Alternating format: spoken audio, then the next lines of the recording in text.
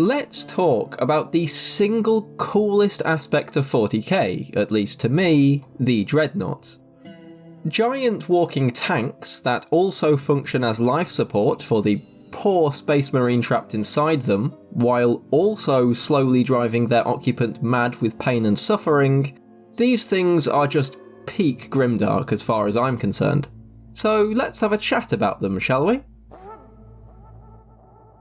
Before we get into the video, I do just want to quickly thank my channel members, Vort, Cersei, Victory Kaiser and Kraydog for supporting me, as well as ask you, if you haven't already, to like, subscribe and maybe leave a comment. It really does help smaller channels like mine more than you probably realise. Anyway, on with the video. So, before I start waffling about the specific types of Dreadnought, we should probably start off by establishing what the fuck I'm even talking about. So, what even is a Dreadnought? They are pretty much giant life support systems on legs. When a Space Marine is wounded, as in beyond the point of bionic limbs and other medical silliness, they can be slapped into one of these things to keep them alive. One of the oldest pieces of technology around in the 41st millennium, Dreadnoughts are a product of the Dark Age of technology, with the older proto-Dreadnoughts of the Unification Wars able to be piloted by regular unaugmented humans. Though nowadays it is only the super soldiers of the Imperium that have the honour of being interred within one. The stress of interfacing with a Dreadnought, on top of dealing with the horrific wounds that caused them to need the Dreadnought in the first place, leads to the occupant slowly losing their mind whenever they are conscious.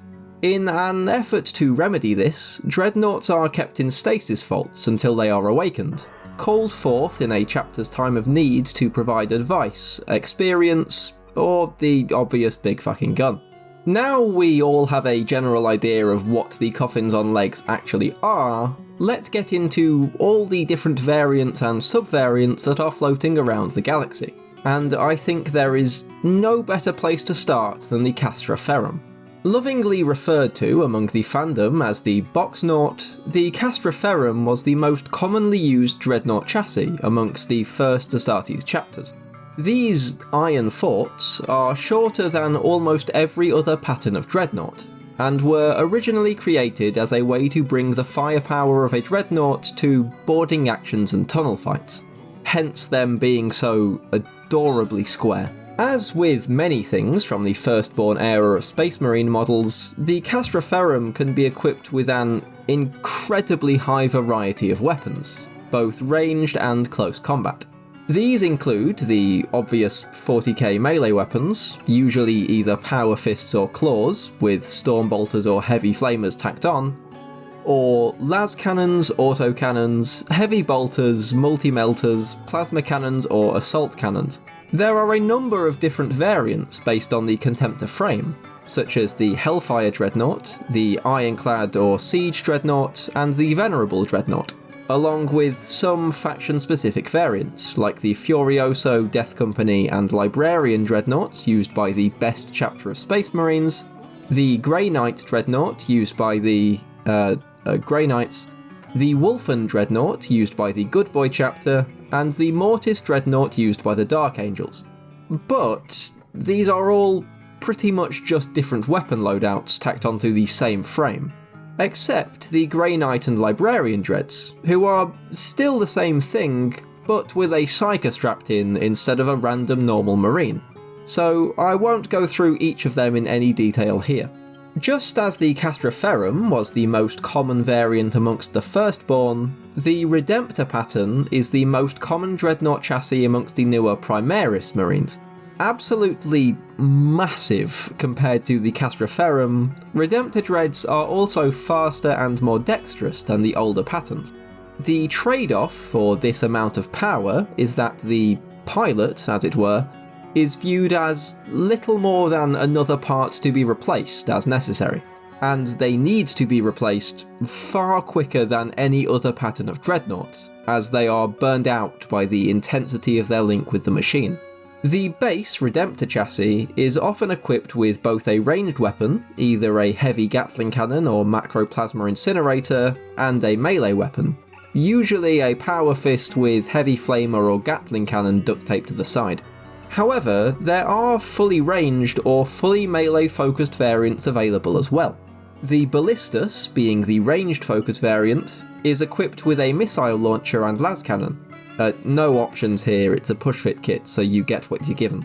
And the Brutalis is equipped with either dual Brutalis fists with added bolt rifles, or claws, with twin heavy stubbers and either multi-melters or heavy bolters for added flavour.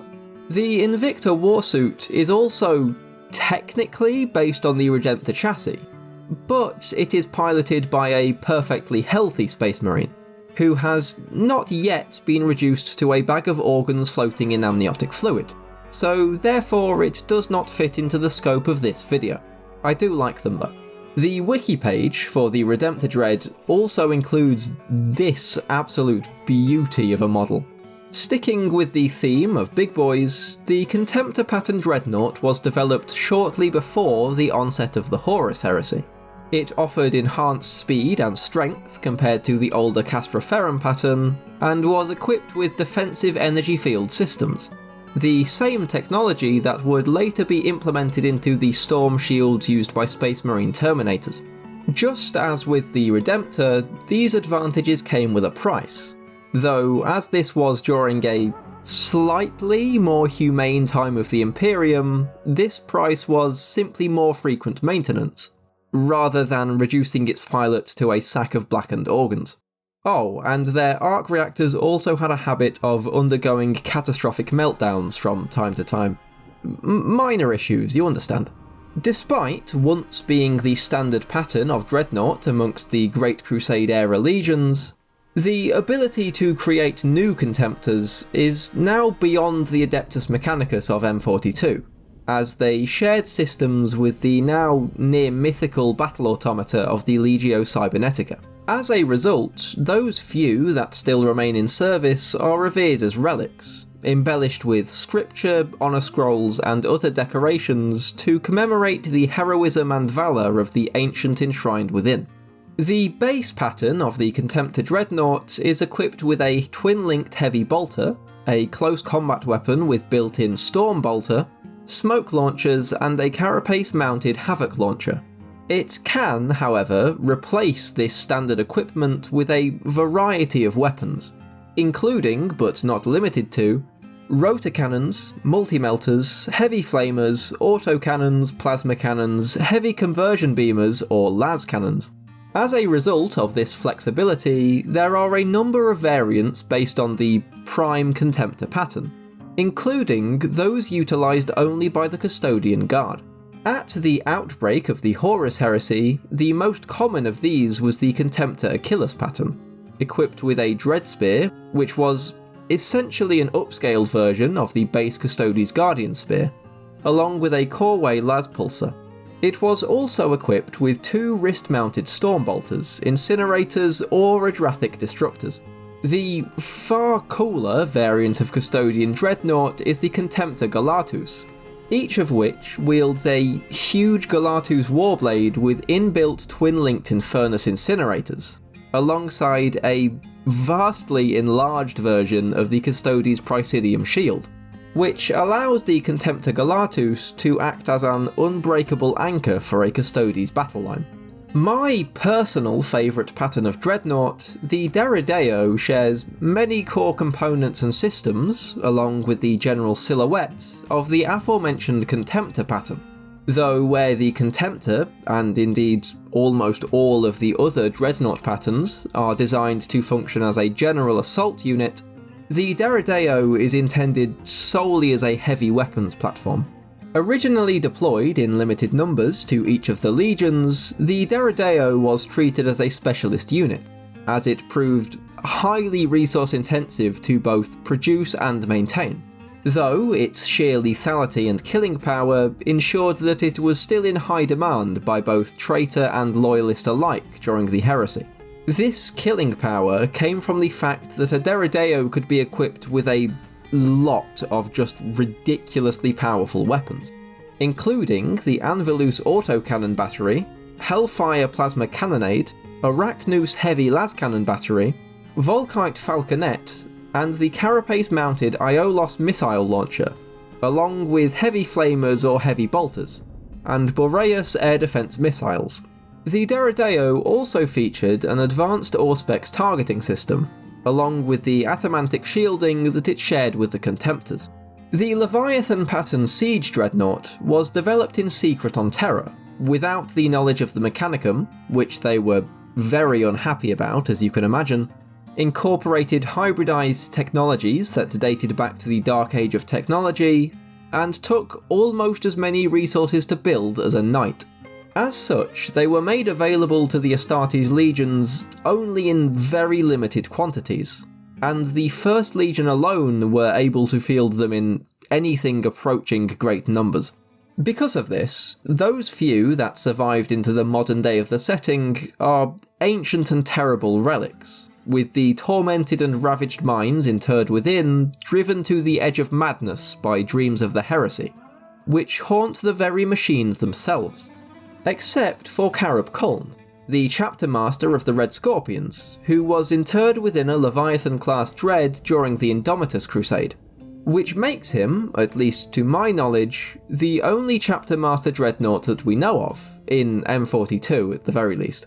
The Leviathan siege dreadnoughts were equipped with a variety of incredibly heavy weaponry, including Leviathan storm cannons, Gravflux bombards, cyclonic melter lances, assault cannons, Leviathan siege claws, Leviathan siege drills, both of which include melters, because of course they do, a pair of heavy flamers or Volkite calivers, a number of hunter-killer missiles, and a Phosphex bomb discharger, along with frag and smoke grenades and the atomantic shielding from the Contemptor patterns. The Saturnine Dreadnought was originally developed during the Age of Strife, on one of Saturn's moons by a banished Mechanicum tech cabal, and was derived from the same Dark Age technology as the Saturnine pattern Terminator armour, which, honestly, you could probably have guessed based on the name. Unlike the Terminator plate, however, the Saturnine Dreadnought was too complex to be produced on the moon itself, until Vulcan, Primarch of the Salamanders, revived the design and managed to get it into mass production. It seems to have been rendered more or less extinct by M42, though I imagine this will change whenever Vulcan wanders back into the setting from wherever he's been hanging out since the War of the Beast. The largest pattern of Dreadnought, larger even than the Leviathan pattern, the Saturnine Dreadnought was equipped with stronger shielding, including thermal diffraction fields, more power generators, thicker armour and a more durable frame, along with teleportation synchronizers. The Chiron pattern of Saturnine Dreadnought was equipped with a heavy plasma bombard and twin-linked disintegration cannons, along with two torso-mounted photonic incinerators, while the Ophion configuration was equipped with an inversion beamer and graviton pulverizer, along with two heavy particle shredders and two concussive resonators. This sheer amount of destructive power meant that only individuals of exceptional willpower, focus and discipline, along with some nebulous amount of psychic talent, could pilot a Saturnine Dreadnought suit. So that was every pattern of Dreadnought, or at least most of them. We know that there were others, like the Furibundus and Lucius patterns, but their names are literally all we know about them, so I can't really include them in this video. If you've made it this far in the video, thank you so much, it really does mean a lot. Like, subscribe, all the rest, and I'll see you all in the next video.